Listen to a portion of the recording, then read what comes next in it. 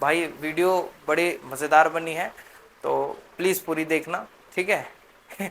Hello friends, welcome back to DK Master Classes. I am Devesh, your science teacher, and today we are going to discuss about chemical reaction and equation.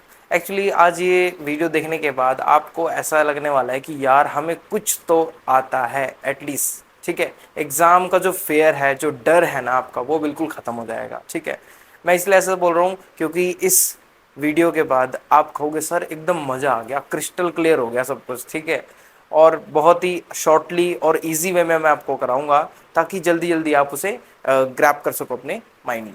आपको मैं daily life का example दूं कुछ, जैसे दही का जमना, है ना, दूध से दही बनना और दूध का खट्टा हो जाना गर्मियों में, ठीक है। और cooking of food, burning of paper, है ना, बर्निंग ऑफ कैंडल।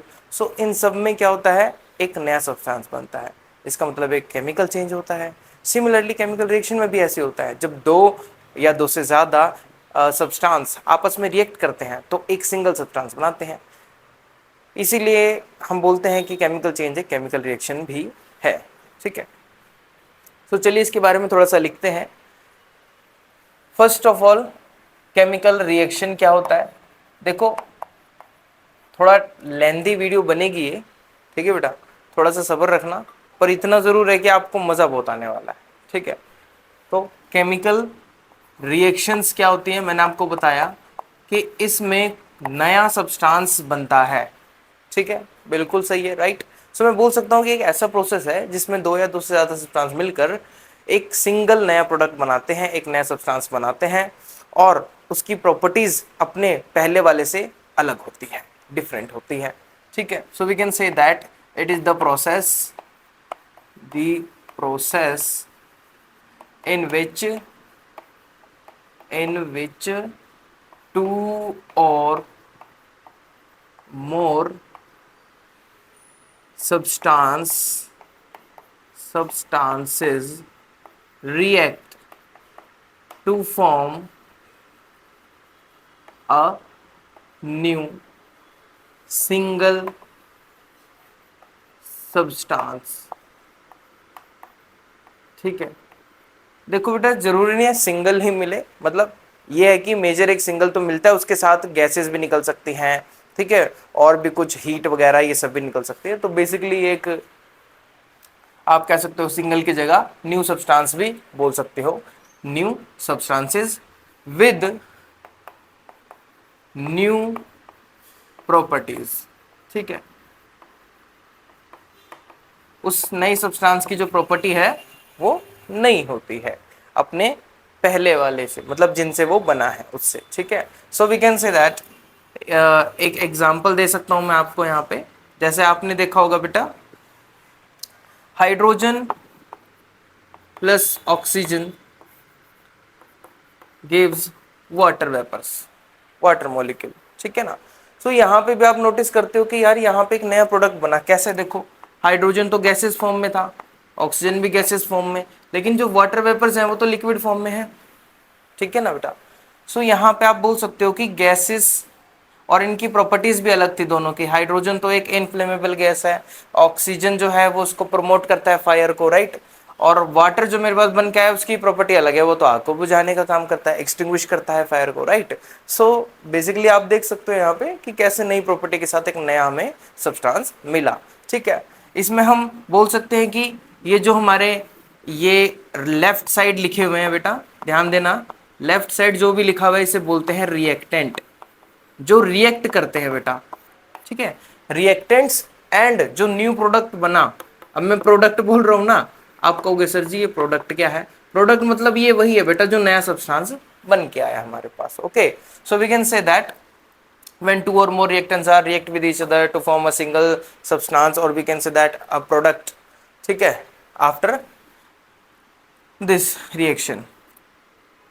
सो कोई आपसे पूछ ले अगर कि लेफ्ट हैंड साइड पे और राइट हैंड साइड पे क्या बनता है किसी भी केमिकल रिएक्शन में, रिएक्टेंट बनता है या प्रोडक्ट बनता है, तो ये बात ध्यान रखना, रिएक्टेंट हमेशा लेफ्ट साइड होते हैं और प्रोडक्ट हमेशा राइट साइड बनता है किसी भी केमिकल रिएक्शन में। And first of all what is reactant, आपके मन में ख्याल तो आया होगा, है ना बेटा, कि रिएक्टेंट होता क्या है सर, ये तो बताओ है, रिएक्टेंट क्या है। बेटा देखो मैं आपको एक एग्जांपल देता हूँ। जैसे मान लीजिए मेरे पास मिल्क है और विनेगर है, और मैंने मिल्क और विनेगर को ऐड कर दिया, मिक्स कर दिया। थोड़े समय बाद मैंने उसको बॉईल करा, तो आपने नोटिस किया कि उसको वो फट जाएगा दूध और वो पनीर बन जाएगा, है ना, तो एक नया प्रोडक्ट बन जाएगा। सो मैं बोल सकता हूं कि जो रिएक्टेंट्स थे मेरे, वो मिल्क और लेमन जूस या फिर विनेगर होगा, ठीक है। उनके बाद जो वो पनीर बन के आई, वो एक नया प्रोडक्ट था। तो यहां से आप ऐसे याद रख सकते हो कि रिएक्टेंट्स क्या होते हैं, जो पार्टिसिपेट करते हैं। Reactants are those substance participate in the chemical reaction, CR, chemical reaction, ठीक है, शॉर्ट फॉर्म लिख दी। Participate in the chemical reaction and the new product, और वी कैन से दैट जो न्यू सब्सटेंस बन के आएगा उसी को हम बोल देंगे प्रोडक्ट। सिंपल भाषा में बोल रहा हूं मैं, ठीक है बेटा, कोई यहाँ पे लंबी चौड़ी डेफिनेशन नहीं लिख रहा मैं, बिल्कुल इजी वे में बता रहा हूँ ताकि आपको एक तुरंत याद हो जाए, ठीक है, इमीडिएटली समझ आ गया बेटा कि केमिकल रिएक्शन क्या होती है। The process in which two or more substance react to form a new substance or new single substance with new properties, ठीक है। और एग्जाम्पल के लिए मैंने हाइड्रोजन ऑक्सीजन फॉर्म करते हैं वाटर मॉलिक्यूल H2O, और रिएक्टेंट्स होते हैं बेटा लेफ्ट हैंड साइड पे, इन्हें ही रिएक्टेंट बोलते हैं जो रिएक्ट करके कुछ नया सब्सटेंस बनाते हैं। इसी तरह से कोई और एग्जाम्पल हमारी एनसीईआरटी में बिल्कुल बहुत ही इंपॉर्टेंट एग्जाम्पल होने वाला है, ये मैग्नीशियम रिबन का, ठीक है, जिसको हम ऑक्सीजन के प्रेजेंस में बर्न करते हैं तो हमें क्या मिलता है, मैग्नीशियम ऑक्साइड मिलती है, राइट। एक मिनट यार, थोड़ी गर्मी हो रही है, मैं थोड़ा सा हैंकी से थोड़ा साफ कर लूं इसे।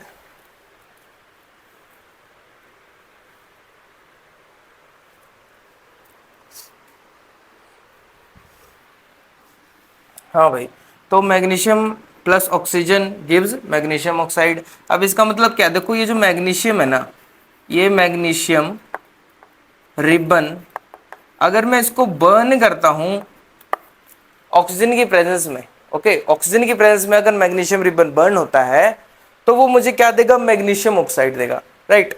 ये देखो ये ऑक्सीजन है, ऑक्सीजन की प्रेजेंस में बर्न हो रहा है तो मुझे मैग्नीशियम ऑक्साइड मिलेगी, ठीक है, मैग्नीशियम ऑक्साइड मिलेगी जो कि ऐश है यानी राख है, ओके। जलने के बाद कोई सब्सटेंस, जैसे आप कागज जलाओगे तो राख बचेगी ना उसकी, सो वैसे ही क्या होता है, मैग्नीशियम रिबन को जब जलाते हैं तो एक तो डेजलिंग डेजलिंग फ्लेम निकलती है। जैसे आपने देखा होगा वेल्डिंग करते समय आप देखते हो ना बहुत तेज फ्लेम निकलती है, तो कुछ वैसे से फ्लेम निकलती है इसमें जलने पे, और व्हाइट कलर की डेजलिंग फ्लेम निकलती है। और फिर क्या होता है, ये जो हमारे पास सब्सटेंस मिलता है, ये ऐश जो है वो भी व्हाइट कलर की होती है, ठीक है। ये ब्राइट ब्राइट लिख सकते हो यहाँ पे, ब्राइट कलर, ठीक है, white bright colour, bright light निकलती है, ठीक है, और वो व्हाइट कलर की ऐश मिलती है हमें, राइट। और एक दो एग्जांपल दे दिया मैंने आपको, रिएक्टेंट बता दिया, रिएक्टेंट वो होते हैं जो पार्टिसिपेट करते हैं किसी केमिकल रिएक्शन में और नया सब्सटेंस क्रिएट करते हैं। तो वैसे ही बहुत इंपॉर्टेंट है, एक बेसिक सा और देसी सा एग्जांपल दे दिया मैंने आपको कि यार आपने मिल्क लिया, मिल्क में लेमन या विनेगर डाला और उसे उबाला, तो भाई साहब वो फट जाएगा दूध फटने के बाद पनीर मिल जाएगा, ये एक नया प्रोडक्ट बना ना फिर। तो यहाँ पर रिएक्टेंट क्या है हमारे लिए, रिएक्टेंट है हमारे लिए मिल्क और लेमन जूस या फिर विनेगर, ठीक है, उन्होंने एक नया सब्सटेंस बनाया पनीर, ठीक है। तो ये बिल्कुल बेसिक सा एग्जांपल मैंने आपको दे दिया। अब हम बढ़ते हैं नेक्स्ट टॉपिक पे। अभी हमने केमिकल रिएक्शन के बारे में पढ़ा, और अब हम पढ़ने जा रहे हैं कि एक ऐसा क्वेश्चन जो बार बार क्वेश्चन आता ही आता है एग्जाम में, कैसे भी करके, चाहे छोटा सा क्वेश्चन आए चाहे पूरा केस स्टडी में आए, डोंट वरी, बहुत इजी क्वेश्चन है। कहता है कि मैग्नीशियम रिबन को आखिर बर्न करने से पहले क्यों साफ किया जाता है। जैसे मान लीजिए, जैसे ये चौक है ना, अगर ये मैग्नीशियम रिबन होता तो इसके ऊपर एक लेयर जम जाती खुद मैग्नीशियम ऑक्साइड की, जो कि एक प्रोटेक्टिव लेयर है जो उसको बचा के रखते हैं मैग्नीशियम को, ठीक है, कि फर्दर वो रिएक्शन ना करे, ओके। जैसे आपने सुना होगा एल्यूमिनियम के बर्तन, उनके ऊपर भी एक एल्यूमिनियम ऑक्साइड की लेयर जम जाती है ना, सेम वैसे ही मैग्नीशियम पे जमती है, वो इसको प्रोटेक्ट करके रखती है। अब क्या होगा कि जब मैं इसको जलाऊंगा, अगर इस पर प्रोटेक्टिव लेयर है तो ये सही से उतनी अच्छी तरह से जल नहीं पाएगा, ठीक है, कंबशन हो नहीं पाएगा अच्छी तरह से। और उसको मुझे सही से दिखाना है अगर उस रिएक्शन को करके, तो मुझे क्या करना पड़ेगा, पहले सैंड पेपर जिसे रेगमार बोलते हैं उससे मुझे इसे साफ करना पड़ेगा, और साफ करने के बाद जब उसकी वो लेयर हट जाएगी क्लीन क्लीन करके, तो मुझे वो प्योर मैग्नीशियम मिल जाएगा, फिर मैं उसे जला के मैग्नीशियम ऑक्साइड का ऐश बना सकता हूँ, ठीक है। सो यहाँ पर क्वेश्चन आता है, क्वेश्चन ये आता है कि why should we clean magnesium ribbon before burning, ठीक है। सो हम आंसर ये बोलेंगे, before burning in air the magnesium ribbon is clean by rubbing with the sand paper to remove the protective layer of magnesium oxide from the surface of magnesium. Magnesium के surface पे जो पहले से magnesium oxide बनी होती है, एक layer बनी होती है मैग्नीशियम ऑक्साइड की, ताकि वो प्रोटेक्ट कर सके उसे, प्योर मैग्नीशियम को। सो हमें वो हटानी पड़ती है सैंड पेपर का यूज करके, so that it can readily combine with oxygen of the air,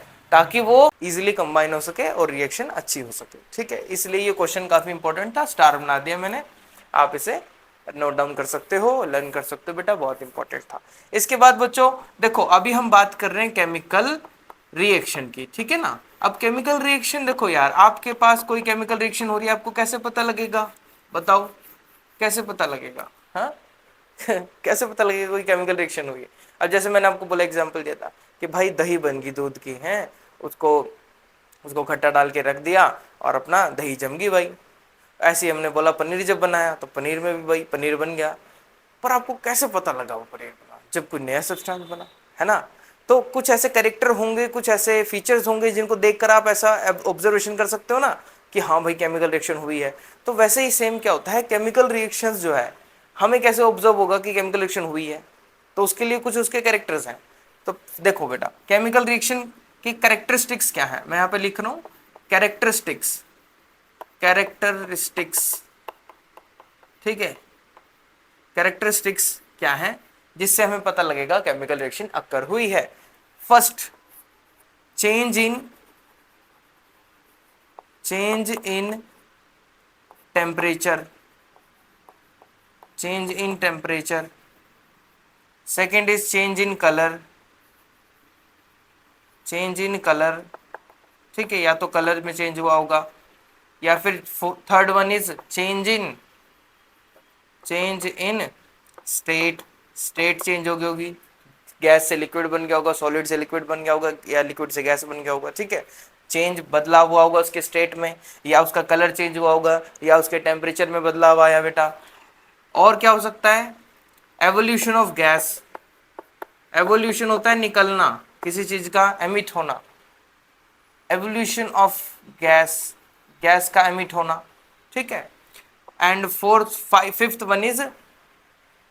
one is formation of precipitate, formation of precipitate.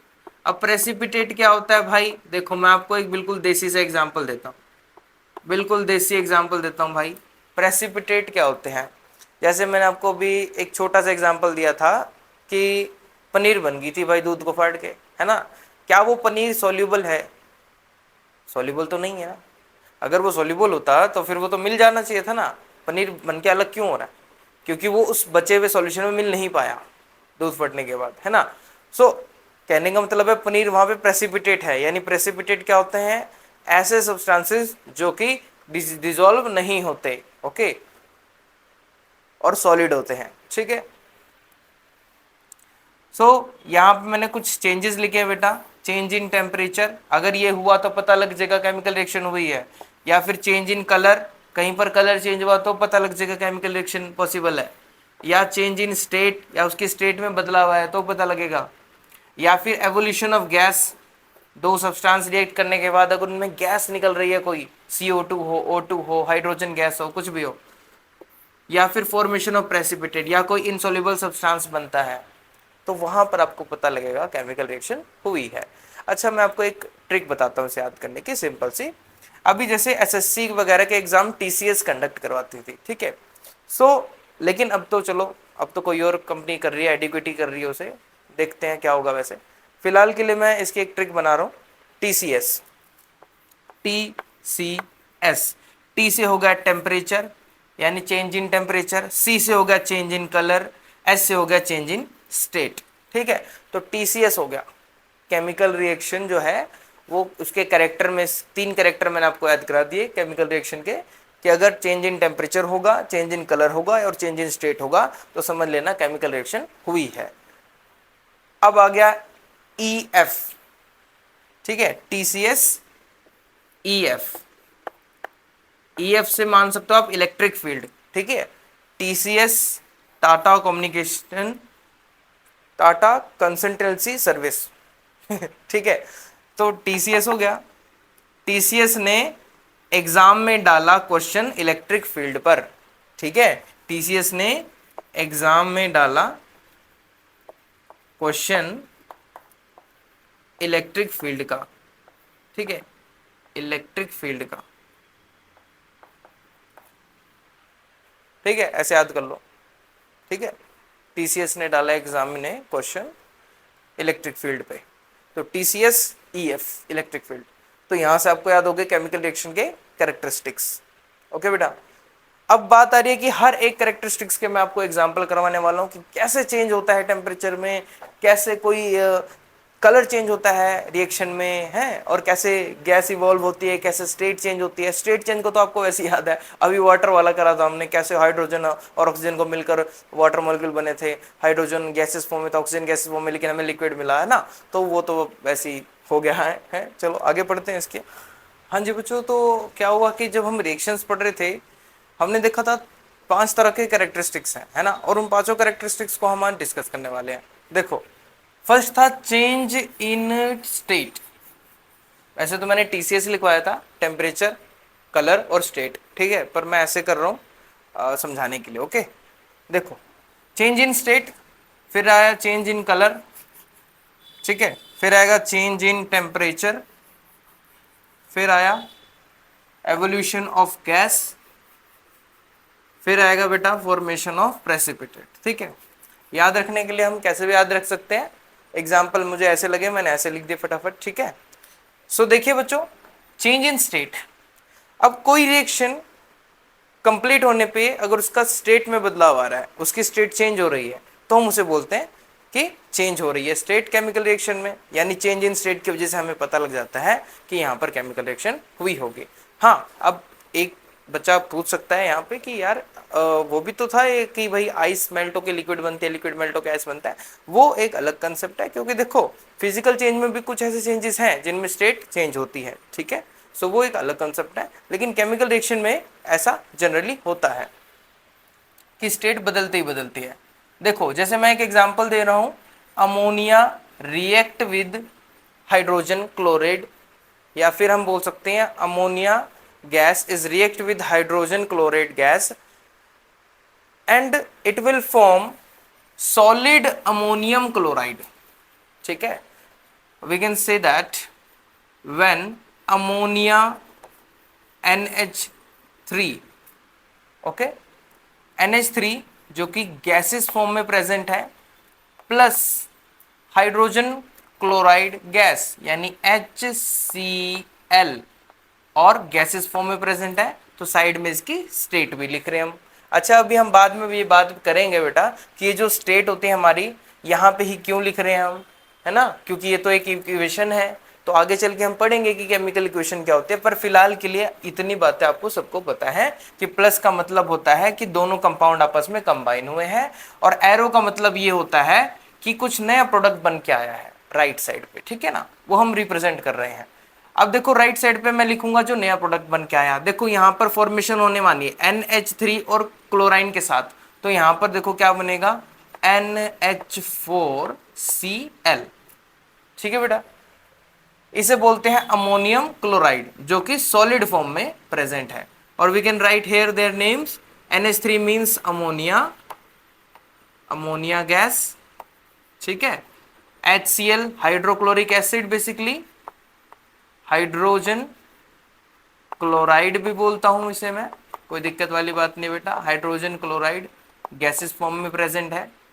और यहाँ पे जो मुझे नया सब्सटेंस मिला वो तो अमोनियम क्लोराइड था जो कि सॉलिड फॉर्म में प्रेजेंट है। ठीक है ना। ये भाई मैंने एक काफी केमिकली एग्जाम्पल दिया आपको, ठीक है, जो कि नया सब्सटेंस बन के आया हमारे पास। लेकिन अगर बेसिक से एग्जांपल दे तो मैंने वाटर का दिया था, है ना, कि स्टेट कैसे चेंज होती है। बहुत ही बेसिक एग्जांपल था वाटर का कि H2 plus O2 gives H2O, और बैलेंसिंग कर देंगे तो यहाँ पे इस तरह से बैलेंस हो गया। 4 हाइड्रोजन है लेफ्ट साइड, 4 है राइट साइड, 2 ऑक्सीजन है लेफ्ट साइड, 2 ऑक्सीजन है राइट साइड। तो यहाँ पे बैलेंसिंग कर दी हमने एटम्स की। अब देखो बेटा, यहाँ पर ये दोनों थे हमारे गैसेस फॉर्म में प्रेजेंट थे और ये हमें लिक्विड फॉर्म में मिला, तो ये भी एक बन सकता है example. Formation of water molecule is also an example of change in state. अब बच्चों चेंज इन कलर, कहीं पर कलर चेंज हुआ तो केमिकल रिएक्शन हो गई। आप इसकी डेफिनेशन पता है कैसे बना सकते हो? A chemical reaction characterized by और accompanied by change in colour. Same इसी का बोल सकते थे, a chemical reaction is characterized by change in state.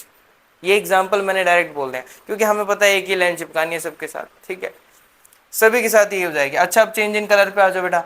Change in colour में क्या करना है? बहुत एक सा एग्जाम्पल है, 7th या 8th क्लास में पढ़ा होगा आपने। 8th क्लास में एक एग्जाम्पल था आपका कि आयरन की जो कीले हैं, आयरन नेल्स, लोहे की कीले, उसको ब्लू कलर के कॉपर सल्फेट सॉल्यूशन में ऐड कर दो और कुछ समय बाद आप देखते हो वो कलर जो था ब्लू से लाइट ग्रीन हो गया है और फेरस सल्फेट बन गया है, ठीक है। और उसके ऊपर आयरन की कीलों के ऊपर कुछ रेडिश ब्राउन की लेयर सी जम गई है।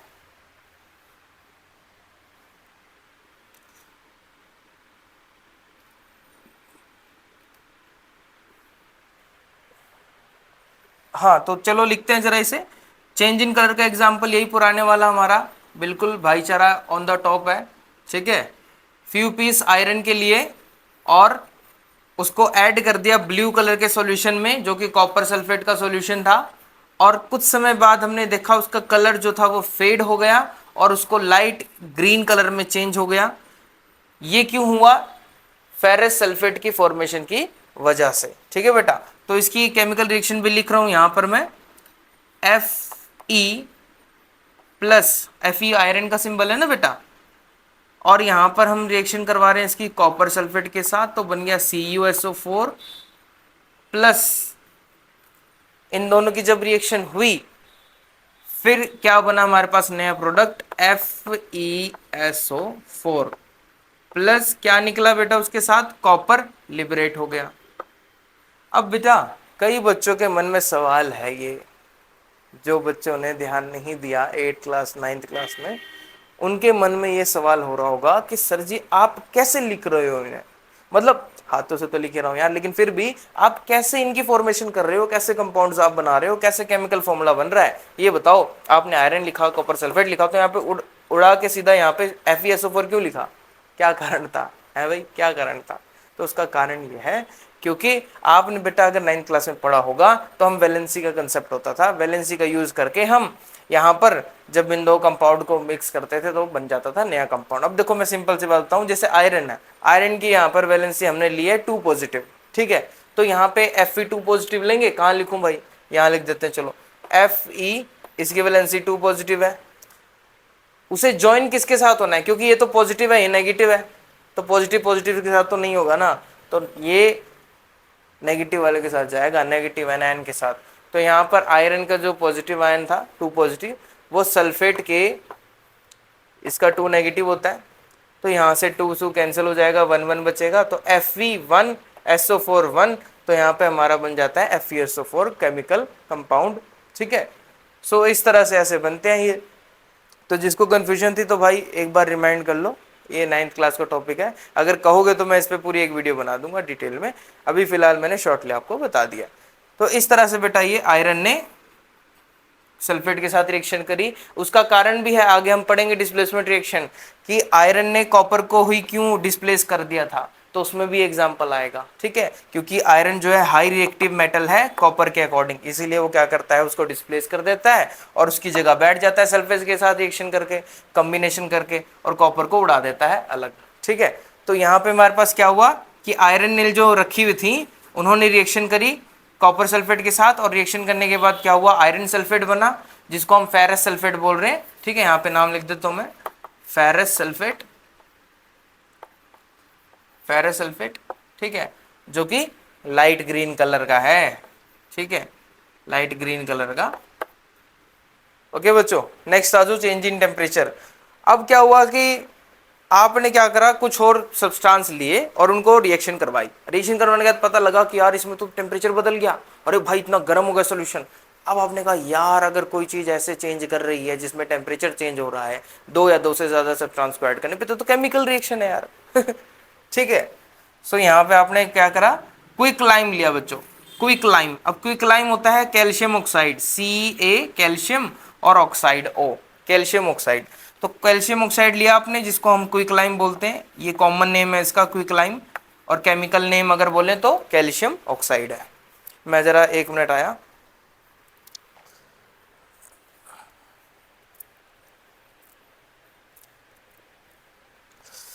एक्चुअली पता है क्या, गर्मी बहुत ज्यादा हो रही है।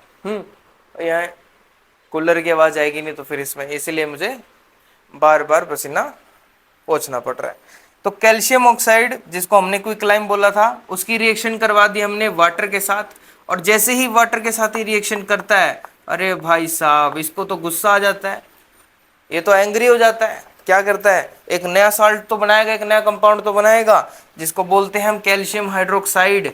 ठीक है, और अगर मैं केमिकल नेम की जगह कॉमन नेम बोलूं तो बोलेंगे स्लेक्ड लाइम। ठीक है, स्लेक्ड लाइम। प्लस में बहुत सारी हीट निकालता है क्योंकि इसको तो गुस्सा आ गया ना भाई। क्विक लाइम, इसको पानी नहीं पीना था, धक्के से पानी पिला दिया हमने, तो पानी पीने की वजह से क्या हुआ, भाई साहब के गुस्सा आ गया और हीट निकलनी स्टार्ट हो गई।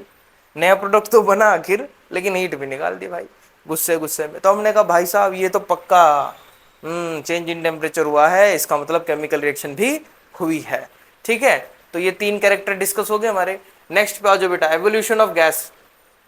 कहीं पर भी कोई रिएक्शन हो रही है और उसमें गैस इवॉल्व हो रही है तो कह देना भाई ये तो केमिकल रिएक्शन है, हमें पता है। जहां जहां आपने देखा कि 2 चीज़ों को मिलाया और भाई गैस निकल रही है, हाइड्रोजन, सल्फर डाइऑक्साइड, नाइट्रोजन वगैरह उनकी गैसेस बन रही हैं, या CO2 निकल रही है या O2 निकल रही है, आपने कहा भाई साहब केमिकल रिएक्शन हो रही है यहाँ पे, ये तो कंफर्म है। अब देखो जरा कैसे, evolution of gas when zinc. देखो जिंक क्या है, एक मेटल है, और आपने 8th क्लास में पढ़ा है कि भाई मेटल कभी भी एसिड के साथ रिएक्ट करता है तो वो क्या करता है, हाइड्रोजन गैस रिलीज करता है और एक सॉल्ट बनाता है। ये हमने 8th क्लास में पढ़ा था। ठीक है, material, metal and non metal में। ठीक है, चैप्टर का नाम है ये। तो एवोल्यूशन ऑफ गैस देखो, जिंक व्हेन जिंक ग्रैन्युल्स, ग्रैन्युल्स होता है टुकड़े, जब जिंक के टुकड़ों को रिएक्ट कराया गया डाइल्यूट सल्फ्यूरिक एसिड के साथ तो क्या बन के आए भाई, बबल्स निकले हाइड्रोजन गैस के। ओके, सो यहां पे लिख रहा हूं मैं, जिंक ग्रैन्यूल्स हैं, टुकड़े हैं तो सॉलिड स्टेट में होगा, सॉलिड लिख दिया, प्लस रिएक्ट करता है सल्फ्यूरिक एसिड यानी H2SO4। और हाँ एक बात ध्यान रखना, डाइल्यूट है ये। अब डाइल्यूट और कंसंट्रेटेड क्या होते हैं मैं आपको बताता हूं, पहले इसको लिख दूं। जिंक ने रिएक्शन करी सल्फ्यूरिक एसिड के साथ तो जिंक ने हाइड्रोजन को रिप्लेस करा और ZnSO4 बनाया। ठीक है, और प्लस में क्या निकली भाई साहब, हाइड्रोजन गैस। ठीक है, ये हाइड्रोजन गैस निकली। ओके, अब मैं आपको बताता हूँ बेटे, ये जो यहाँ पर ये काम हुआ ना कि जिंक ने रिएक्शन करी इस H2SO4 के साथ और H2SO4 मेरा डाइल्यूट है। अब डाइल्यूट का मतलब क्या होता है कि एसिडिक क्वांटिटी कम है, क्योंकि देखो कंसंट्रेट होता है किसी भी क्वांटिटी के ज्यादा होना कंसंट्रेट बोल देते हैं। तो कंसंट्रेट जहां पर वर्ड यूज होगा, कंसंट्रेटेड एसिड यानी वो प्योर एसिड है भाई साहब, उसमें पानी बिल्कुल ना के बराबर है। ठीक है, मान लो कि 10%, 10 क्या 5% पानी है, 95% उसके अंदर एसिड है। ठीक है, उस सॉल्यूशन को बोल दिया कंसंट्रेटेड सॉल्यूशन।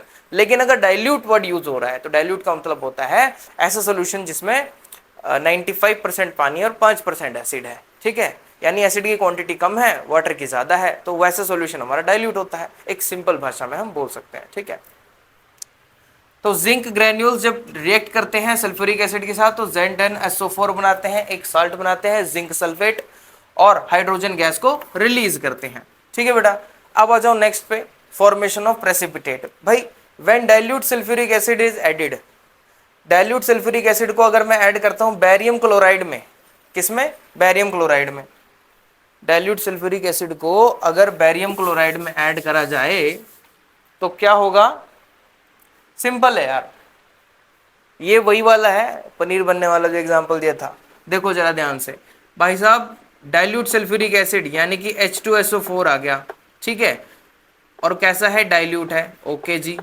नेक्स्ट किसके साथ रिएक्शन हुई है, बैरियम क्लोराइड के साथ, सल्फ्यूरिक एसिड की बैरियम क्लोराइड, बैरियम क्लोराइड होता है BaCl2, बैरियम क्लोराइड, और ये भी एक्वस फॉर्म में है, ठीक है। अब आप कहोगे सर जी ये एक्वस क्या है, सर जी नए नए वर्ड लेके आ रहे हो आप। देखो एक्वस का मतलब होता है वाटर कंटेनिंग सॉल्यूशन, यानी ऐसा सॉल्यूशन जो पानी को मिला के बना होगा। जैसे बैरियम क्लोराइड के मान लो पाउडर होगा तो पानी में मिला दिया, पानी में मिलाने के बाद तो सॉल्यूशन बन गया, तो वो एक्वा सॉल्यूशन हुआ ना भाई।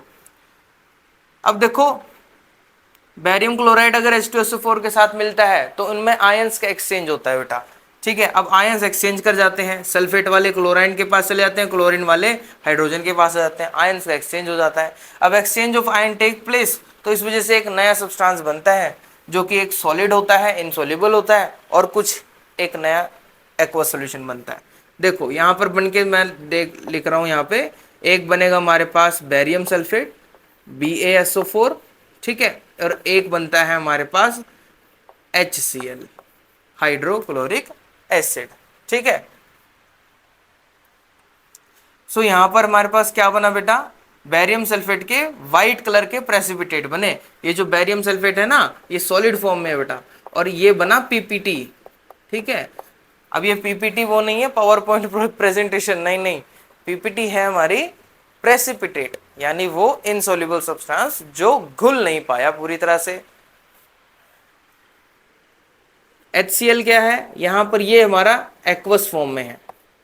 अब मैं आपको थोड़ा सा डिटेल में बताता हूं कि ये सॉलिड, ये एक्वस, ये गैस और ये डाइल्यूट ये है क्या, ठीक है।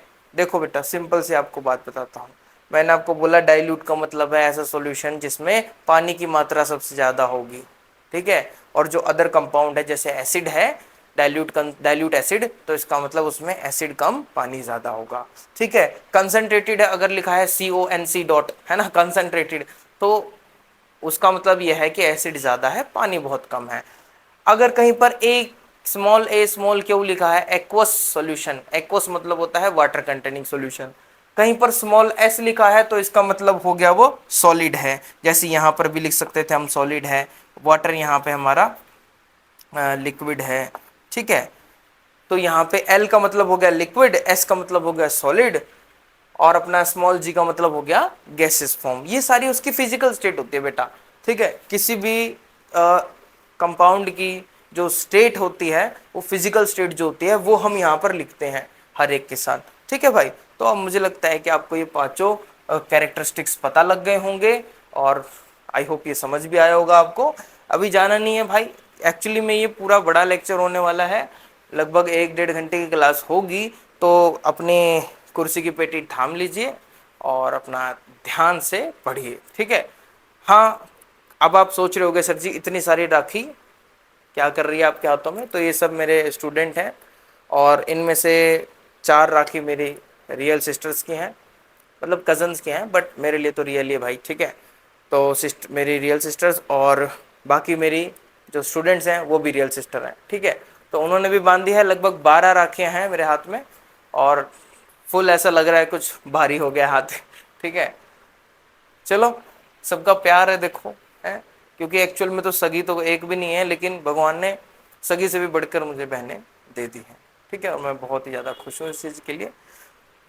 चलो बच्चों, आई थिंक ये आपको याद हो गया होगा, ठीक है, कि कैसे कैरेक्टरिस्टिक्स होते हैं जो कि ये शो करते हैं कि केमिकल रिएक्शन हुई है, ठीक है। आगे बढ़ते हैं जरा।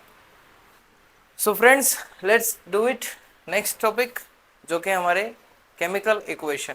अब केमिकल इक्वेशन होती क्या है, जो मैं इतनी देर से आपको केमिकल रिएक्शन लिख के दिखा रहा हूँ ना, जिसमें आपने देखा होगा कि मैं सिंबल्स यूज कर रहा हूँ, मैग्नीशियम पूरा ना लिख के सिर्फ Mg यूज कर रहा हूँ, ऑक्सीजन पूरा ना लिख के मैं O2 यूज कर रहा हूँ, राइट, वाटर ना लिखकर मैं H2O यूज कर रहा हूँ। दैट मीन्स ये जो सिंबल, ये जो फॉर्मूलाज मैं यूज कर रहा हूँ, इसी को ही जब मैं सही तरीके से आपके सामने रिप्रेजेंट कर रहा हूँ जिससे आपको समझ आ सके उस रिएक्शन के बारे में, इसी को केमिकल इक्वेशन बोलते हैं। और we can say that it is a method to represent a chemical reaction by using symbol and formulas, either product side or reactant side. Okay, so here is the definition. What is a chemical equation? It is the symbolic representation of a chemical reaction in the form of symbol and their formulas. Okay, word equation, पहले मैं आपको बता रहा हूँ word equation क्या होती है, जो मैंने स्टार्टिंग में लिखे थे, याद करो। मैग्नीशियम ने रिएक्शन करी ऑक्सीजन के साथ, है ना, मैग्नीशियम प्लस ऑक्सीजन एरो बना के गिव्स मैग्नीशियम ऑक्साइड। ठीक है, सो वैसे ही देखो यहाँ पे लिखा है मैंने, मैग्नीशियम, सिंबल नहीं यूज कर रहा हूँ, वर्ड यूज कर रहा हूँ। ठीक है भाई, वर्ड यूज कर रहा हूँ, मैग्नीशियम ऑक्सीजन एरो बना के मैग्नीशियम ऑक्साइड। ठीक है, सिमिलरली अगर मैं उसकी जगह पर बस क्या थोड़ा सा चेंज करूं, सिंबल यूज कर लूं मैग्नीशियम का Mg, magnesium, O2 for oxygen gas, and जब मैं इसको बर्न करूंगा या हीट करूंगा मतलब, तो ये मैग्नीशियम रिबन बर्न हो जाएगा ऑक्सीजन के प्रेजेंस में, तो वो मैग्नीशियम ऑक्साइड बनाएगा MgO। तो मैंने आपको क्या बोला, वर्ड इक्वेशन जिसमें हम वर्ड के थ्रू रिप्रेजेंट करते हैं किसी केमिकल रिएक्शन को, उसे वर्ड इक्वेशन बोलते हैं। और केमिकल इक्वेशन या सिंबॉलिक इक्वेशन वो होती है जिसमें हम सिंबल का यूज करके एक्सप्रेस करते हैं केमिकल रिएक्शन को। ओके बेटा, स्केलेटल इक्वेशन क्या होती है? अब इसमें कोई हड्डियों का ढांचा नहीं, क्योंकि स्केलेटल का मतलब ये नहीं, स्केलेटन नहीं बोला, स्केलेटल बोला है। स्केलेटल मतलब आधी अधूरी इक्वेशन। जैसे कि यहाँ पे देखो, in this equation number of oxygen atom are not same on both side of an equation. यहाँ पर देखो हाइड्रोजन 2 है, यहाँ पर हाइड्रोजन 2 है प्रोडक्ट की साइड, लेकिन ऑक्सीजन यहाँ पे रिएक्टेंट की साइड O2 2 ऑक्सीजन है, लेकिन यहाँ प्रोडक्ट की साइड 1 है। तो इस समय ये अनबैलेंस्ड है। ठीक है ना, बोथ साइड अनबैलेंस। तो यहाँ पे क्या हुआ, इसे ही हम बोलते हैं अनबैलेंस्ड इक्वेशन, और we can say that skeletal equation. ठीक है, सिंपल बात होगी, स्केलेटल इक्वेशन समझ आ गई भाई, बहुत बढ़िया। आगे आ जाओ, बैलेंस केमिकल इक्वेशन। देखो अनबैलेंस तो हमें पता लग गया भाई, जिसमें number of atoms on reactant side is not equal to the number of atom on product side. ठीक है, अब आ जाओ क्या होता है balance. It has equal number of atom of different elements in the reactant and products are same. अगर जितने एटम्स हमारे रिएक्टेंट साइड पे हैं और उतने ही प्रोडक्ट साइड पे हो गए, ठीक है ना, यानी दोनों तरफ से बैलेंस हो गए, तो इसका मतलब क्या है, वो बैलेंस केमिकल इक्वेशन है। For example zinc plus H2SO4 sulphuric acid, याद है ना, अभी करा था इसका एग्जांपल। तो क्या बना था हमारे पास, जिंक सल्फेट बना था, ZnSO4 प्लस में हाइड्रोजन गैस रिलीज हो गई थी।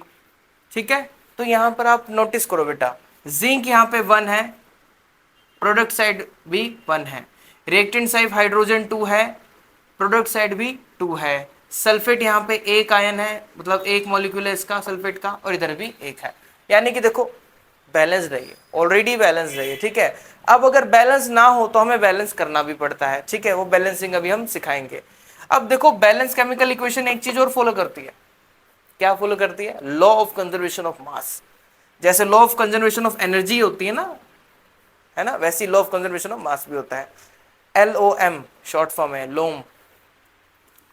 ठीक है, law of conservation of mass, mass can neither be created nor be destroyed during a chemical reaction. किसी भी केमिकल रिएक्शन के दौरान ना तो रिएक्टेंट में से कोई मास निकलता है, ना ही ऐड होता है। ठीक है, जो भी है प्रोडक्ट में जितना मास आएगा और रिएक्टेंट में जो होगा, टोटल दोनों ही सेम होते हैं। मान लो कि अब मैं बोलूं इन दोनों का वेट 20 ग्राम है, तो वहां पर भी 20 ग्राम ही होगा। ठीक है, सो ये हमारा लॉ ऑफ कंजर्वेशन ऑफ मास था। एक चीज और मैं आपको बताना चाहूंगा कि इसका एक बड़ा ही अच्छा एग्जाम्पल है एनसीईआरटी में, जिसमें वो क्या करते हैं, एक्सपेरिमेंट करते हैं। मैं यहाँ पे थोड़ा सा बनाने की कोशिश करता हूँ। जैसे इधर बना दो, थोड़ा सा दिख रहा है, छोटा सा बना दो। देखो एक ना वो ले लेते हैं, यहाँ पर कॉनिकल फ्लास्क ले लेते हैं। ठीक है, रुको जरा साफ कर दो थोड़ा सा। ठीक है, एक कॉनिकल फ्लास्क लेके इसके अंदर ना ऐसे आगे कॉर्क लगा दिया, और उस कॉर्क में से एक थ्रेड है और उसके अंदर एक टेस्ट ट्यूब है। ठीक है, और इस टेस्ट ट्यूब के अंदर कोई सोल्यूशन है, ठीक है, इस टेस्ट ट्यूब के अंदर कोई सोल्यूशन है और इसके अंदर पहले से भी एक सोल्यूशन हमने डाल रखा है। इसका जब वेट करा मैंने वेइंग मशीन पे तो मेरे पास आया 10 ग्राम। 10 ग्राम कम लग रहा है तो भाई 40 ग्राम कर लेते हैं, चलो 40 ग्राम वेट था। अब क्या हुआ, जब मैंने इसको टेस्ट ट्यूब को थोड़ा सा ऐसे शेक करा तो टेस्ट ट्यूब का सोल्यूशन जो था, जो इसमें धागा बंधा होता है, वो सोल्यूशन इसके अंदर गिर जाएगा, यानी ऐड ऑन हो जाएगा इसमें, और ऐड ऑन होने के बाद इनके बीच में रिएक्शन हो जाएगी, रिएक्शन के बाद कुछ नया प्रोडक्ट बनेगा, लेकिन फिर भी इसका मास जो था वो इतना ही रहेगा। ठीक है, यानी कोई भी हम यहाँ पे इम्प्रूव कर सकते हैं लॉ ऑफ कंजर्वेशन ऑफ मास कि यहाँ पर कोई भी रिएक्शन, केमिकल रिएक्शन में कोई भी मास हमारा घटाया पड़ा नहीं है। तो mass can neither be created nor be destroyed in a chemical reaction, only rearrangement of atom take places. ये बात ध्यान रखना, किसी भी केमिकल रिएक्शन में ना एटम्स का रीअरेंजमेंट होता है। जैसे मैंने यहाँ पर देखो मैग्नीशियम में दो करे यहाँ पर, क्यों? क्योंकि यहाँ बैलेंस नहीं हो रहा था, तो मैंने बस रीअरेंजमेंट यहाँ पे बैलेंसिंग करी है वैसे, और यहाँ पे क्या हुआ, रीअरेंज हुई है, मैग्नीशियम अलग था ऑक्सीजन अलग था, दोनों ने अपने आप को अरेंज करा और यहाँ पर मैग्नीशियम ऑक्साइड हो गए। ठीक है, तो यहाँ रीअरेंजमेंट टेक प्लेस हुई है और मैंने बाद में इनको बैलेंस करा, क्योंकि बैलेंस करने का यही मकसद था, law of conservation of mass follow करना है। ठीक है बेटा, तो अभी हम करेंगे ऐसे क्वेश्चन बैलेंसिंग के भी, तो पहले बैलेंसिंग सीखते हैं जरा। ये है आम जिंदगी जिसमें हम बैलेंसिंग करेंगे, और एक मैं सिखाऊंगा आपको मेंटोस जिंदगी की कैसे बैलेंस करते हैं बिल्कुल चुटकियों में। ठीक है, तो जो हम मेथड यूज करते हैं बैलेंसिंग के लिए हमारी केमिकल इक्वेशंस को, उसका नाम है हिट एंड ट्रायल मेथड। ठीक है, ये रहा मेथड का नाम, the equations are balanced by hit and trial method. तो उस मेथड को एक बार समझते हैं शॉर्टली, और उसके बाद फिर हम बात करेंगे अपने मेंटोस वाले मेथड की। ठीक है, तो यहाँ पर देखो ड्रॉ बॉक्सेस, पहला स्टेप ये होता है हमारा ड्रॉ बॉक्स, हमें बॉक्स ड्रॉ करने हैं, यानी ये देखो हमें आयरन को बॉक्स में बंद कर देना है, ऐसे हमें वाटर के मॉलिक्यूल को बंद कर देना है यानी कंपाउंड को, और Fe3O4 को भी ऐसे ही बॉक्स में बंद कर देना है, ऐसे ही हाइड्रोजन जो यहाँ पर था इसको भी बंद कर देना है। सभी को बॉक्सेस में बंद कर दिया, और बॉक्स में बंद करने का मतलब है इस पे लक्ष्मण रेखा है भाई साहब, इसको छूना नहीं, इसके अंदर नहीं जा सकते हम। ठीक है, जो भी काम है बैलेंसिंग वगैरह बाहर ही करेंगे हम, कोई भी नंबर हम लिखेंगे तो वो बाहर लिखेंगे, यहाँ पे इधर नहीं लिख सकते, यहाँ लिखेंगे। ठीक है, फ्रंट में, जैसे मैथ्स में कोफिशिएंट नहीं होते क्या एक्स वाई के सामने, तो वैसे ही हम यहाँ पे लिखेंगे। अंदर हम ना तो कुछ घटा सकते हैं ना बढ़ा सकते हैं। ठीक है, अब ड्रॉ बॉक्सेस चलो जी डन हो गया। उसके बाद क्या करना है, list the number of atom reactant and product. हमें नंबर ऑफ एटम्स को लिखना है जो रिएक्टेंट और प्रोडक्ट में है। देखो मैं यहीं पे बना रहा हूँ, नीचे स्पेस कम है तो ठीक है, यहीं पे बना रहा हूँ कि एक तो नंबर ऑफ, या फिर चलो पहले एलिमेंट लिख देते हैं। ठीक है, पहले एलिमेंट लिख देता हूँ मैं यहाँ पे, कितने एलिमेंट हैं, एलिमेंट्स, कितने एलिमेंट्स हैं, तो हम यहाँ पर देखेंगे सबसे पहले metal, non metal, hydrogen, oxygen, ये हमारी सीरीज होनी चाहिए। ठीक है, तो एलिमेंट में सबसे पहले मेटल तो हमारा आयरन है, उसके बाद नॉन मेटल अपना ऑक्सीजन और हाइड्रोजन। ऑक्सीजन और हाइड्रोजन के केस में हम हाइड्रोजन और ऑक्सीजन लिखते हैं। ठीक है, अदरवाइज जो भी नॉन मेटल होगा वो लिखना। तो अभी तो फिलहाल मेटल तो मिल गया हमें, और हाइड्रोजन ऑक्सीजन में हाइड्रोजन पहले फिर ऑक्सीजन बाद में, तो हाइड्रोजन ये रहा, ऑक्सीजन ये रहा। ठीक है, ये लिख दिया मैंने। ओके, अब ये लिखने के बाद मुझे क्या करना है, कितने नंबर ऑफ एटम्स रिएक्टेंट की तरफ है, दोनों ही एलिमेंट्स के, दोनों ही कंपाउंड्स में जितने भी एलिमेंट्स हैं हमारे, और कितने प्रोडक्ट की साइड है वो लिखने हैं। तो यहाँ पे मैं लिख रहा हूँ number of atom present in reactant size, reactant की तरफ कितने हैं वो लिखूंगा, और फिर number of atom present in product side, product side कितने हैं लिखूंगा। ये बेसिक सी चीज है, मतलब ये टेबल आपको बनानी है ऐसे, और यहाँ पर लिख देना सीरीज में। जैसे यहाँ पर अभी एक है बेटा, तो मैं यहाँ A1 लिखूंगा। हाइड्रोजन यहाँ पे काउंट करो 2 है, टोटल करने काउंट हमेशा याद रखो। ऑक्सीजन बेटा 1 है, तो यहाँ पे 1 लिख दिया। सेम मुझे प्रोडक्ट साइड भी देखना है, कितने नंबर ऑफ आयरन प्रेजेंट है वहाँ पे 3, मैं यहाँ पे 3 लिख रहा हूँ। ऑक्सीजन और हाइड्रोजन कितने प्रेजेंट है 2, ऑक्सीजन कितने प्रेजेंट है 4। ओके, तो यहाँ पर बेटा मैंने सारे के सारे लिख लिए एटम्स कितने प्रेजेंट है। अब यहाँ पे देखो बच्चा, list the number of atom and reactant product हो गया। सेकंड यहाँ पे क्या है, थर्ड स्टेप हमारा कि स्टार्ट बैलेंसिंग, बैलेंसिंग करना स्टार्ट करो। भाई देखो, हमें मैक्सिमम नंबर ऑफ एटम जिसके पास है उसके पहले बैलेंस करना है, ठीक है। तो यहाँ पे सबसे ज्यादा ऑक्सीजन के पास है मैक्सिमम नंबर ऑफ एटम, चाहे वो किसी भी साइड हो, चाहे वो रिएक्टेंट की तरफ हो या प्रोडक्ट की तरफ हो, कहीं भी हो, तो हमें वो देखना है। तो यहाँ पर मुझे ऑक्सीजन मिला भाई जिसके पास सबसे ज्यादा नंबर ऑफ एटम प्रेजेंट थे, 4, ठीक है।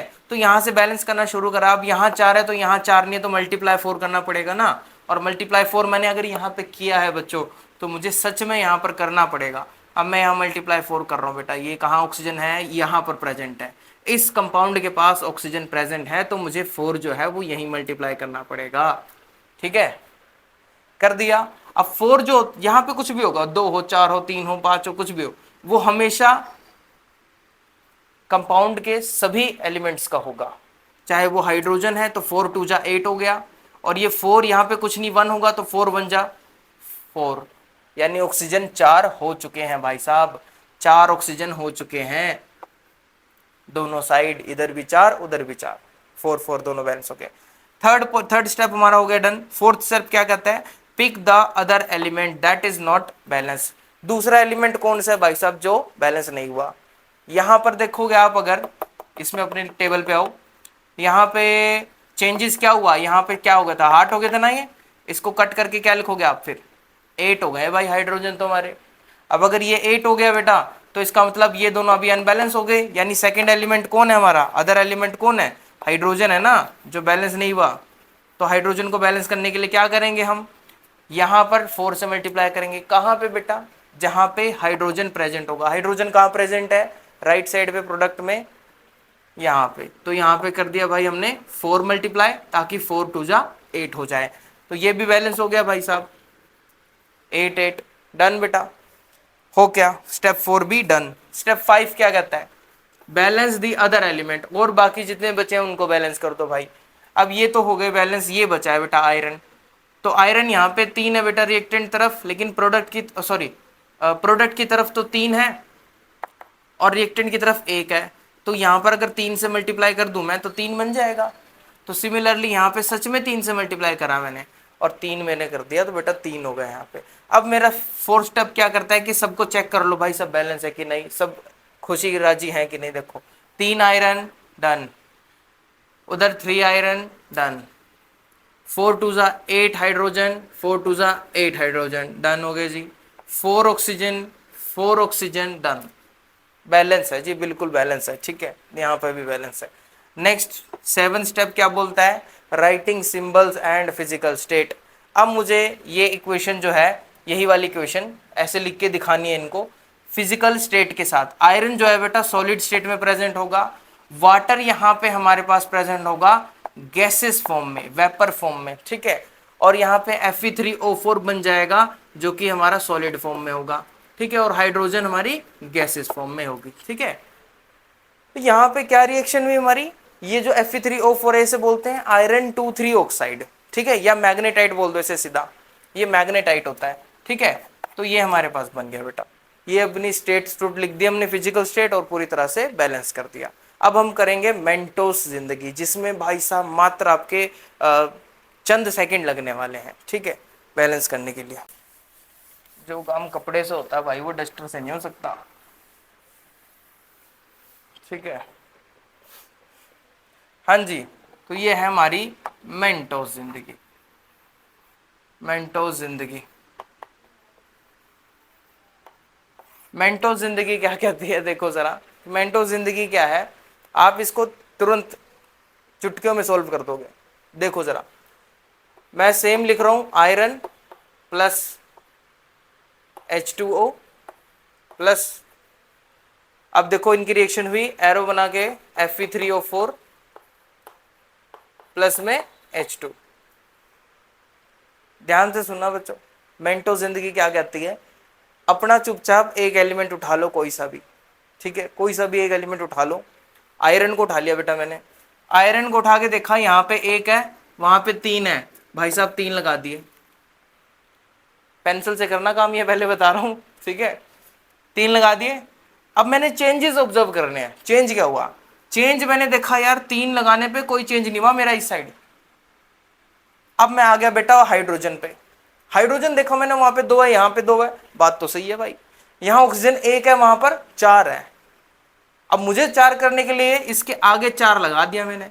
अब 4 लगाने के बाद क्या चेंज हुआ? हाइड्रोजन 8 हो गया। अब हाइड्रोजन 8 हो गया तो भाई वहां कैसे बन सकता है 8 जब मैं वहां 4 मल्टीप्लाई करूंगा? तो हो नहीं गया बैलेंस। मतलब चुटकियों का काम था यार। क्या स्टेप 1 स्टेप 2 स्टेप 3 स्टेप 4 है, हीट एंड ट्रायल कर रहे हैं हम। तो अगर वो बोलता है आपको स्पेशली कि draw sorry balance chemical equation by using heat and trial method, तब तो भाई उसे आप ये स्टेप करके दिखाओगे। अदरवाइज चुपचाप अपना ऐसे फटाफट बैलेंस कर दो और मौज करो। ठीक है भाई। ऐसे ही मैं कुछ आपको केमिकल रिएक्शन दे रहा हूँ। देखो मुझे लगता था कि मैं पूरा बड़ा लेक्चर करूंगा, लेकिन अभी समय बहुत ज़्यादा हो गया है। ठीक है, 10 बजने वाले हैं और तो भी रोटी खाने का टाइम हो गया। मम्मी भी बोल रही है कि इतना टाइम लगा दिया भाई है। तो थोड़ा सा मैं अभी आज पॉज कर रहा हूँ, इसको दूसरे पार्ट में कर लेंगे हम, जिसमें हम टाइप पढ़ेंगे केमिकल इक्वेशंस की कि किस तरह से टाइप होती है भाई। कॉम्बिनेशन हो गया, मैं वैसे ही एक बार बता रहा हूँ आपको। ठीक है, कॉम्बिनेशन हो गया, अपना डीकम्पोजिशन हो गया। ठीक है, डीकम्पोजिशन हो गया, और अपना डिस्प्लेसमेंट हो गया। ठीक है, डिस्प्लेसमेंट रिएक्शन हो गई, और अपना डबल डिस्प्लेसमेंट हो गई। ठीक है, ये कुछ हमारी रिएक्शन हम पढ़ेंगे नेक्स्ट वीडियो में, डबल डिस्प्लेसमेंट। ओके, और अपना एक और अपना हो गया जैसे रेडॉक्स रिएक्शन हो गई। ठीक है, रेडॉक्स रिएक्शन जिसमें ऑक्सीडेशन और रिडक्शन आएगा। और फिर इसी के अंदर हम एक्सोथर्मिक पढ़ेंगे, एक्सोथर्मिक रिएक्शन जिसमें हीट निकलती है, एंडोथर्मिक रिएक्शन जिसमें हीट एब्जॉर्ब होती है। ठीक है, एंडोथर्मिक, एक्सोथर्मिक। और डीकम्पोजिशन जब हम करेंगे तो इसमें भी हम 3 पार्ट पढ़ेंगे बेटा। एक आएगा थर्मल डीकम्पोजिशन। ठीक है, एक आएगा अपना इलेक्ट्रोलिटिक जिसे बोलते हैं। ठीक है, इलेक्ट्रोलिटिक डीकम्पोजिशन। फिर एक आएगा अपना फोटोलिटिक डीकम्पोजिशन। ठीक है, तो ये सारी चीज़ें हम पढ़ेंगे नेक्स्ट वीडियो में। और साथ ही साथ लास्ट में कोरोजन और रेंसिडिटी करके इसको ख़त्म भी करेंगे। कोरोजन और रेंसिडिटी लास्ट टॉपिक करके अपना हम ख़त्म करेंगे इसी। और रेडॉक्स रिएक्शन में ऑक्सीडेशन रिडक्शन आ जाएगा, और अपना रिड्यूसिंग एजेंट, ऑक्सीडाइजिंग एजेंट वगैरह वगैरह। तो ये इस तरह से हम बाकी नेक्स्ट वीडियो में पार्ट 2 में इसे कंप्लीट कर देंगे भाई साहब। ठीक है, पार्ट 2 में इतना कंप्लीट कर देंगे। कुछ प्रैक्टिस क्वेश्चन भी दे रहा हूँ मैं, उसे भी सॉल्व करना। ठीक है, एंड मिलते हैं अगली वीडियो में पार्ट 2 में। जय हिंद, जय भारत।